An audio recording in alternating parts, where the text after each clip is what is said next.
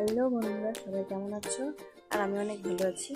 আজকে চলে আসছি আমাদের একটু পাড়া ঘোরাতে। তোমাদের এই ছোটই পাড়া, আমাদের তেমন বড় না। তো আমাদের পাড়াতে কী আছে সেটাই একটু দেখাচ্ছি।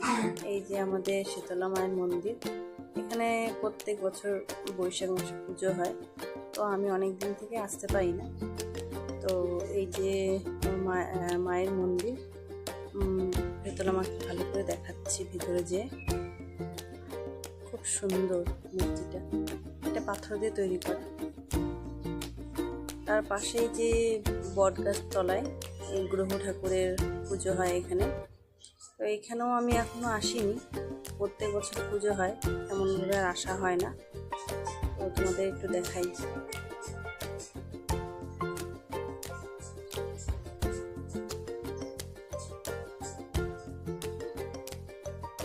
তারপরে চলে আসবো এই যে আমাদের নদীর ধারে। এই যে আমাদের নদী, এখানে নদীতে অনেক ছোটবেলায় অনেক আসতাম, স্নান করতাম। পাশেই ধান ক্ষেত। এই যে একটা নৌকো আছে এখানে, তো নৌকোতে অনেক চড়েছি ছোটবেলায়, আর এখন সেইভাবে আসা হয় না। এই যে আমি, এই যে এত সুন্দর পরিবেশটা ভালো লাগছে, এত সুন্দর সকালবেলা, খুব ভালো লাগছিল। আর আমি ঘুরে ঘুরে দেখছিলাম, ভিডিও করছিলাম। এদিকে আমার সাথে চলে আসে গৌরব, ঋদ্ধি।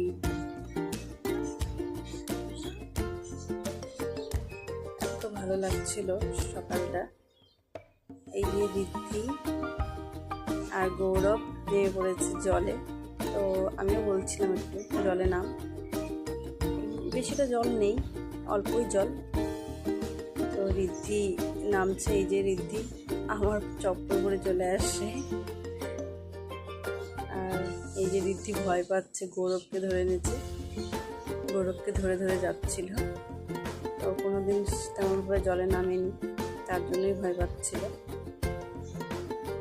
আমারও খুব ইচ্ছা করছে নামতে। তারপরে ঋদ্ধিদের ওদেরটা ছবি তুলে নিলাম। আর আমিও থাকতে পারলাম না, নেমে পড়েছি। এই সুন্দর জলটা, খুব ভালো লাগছে।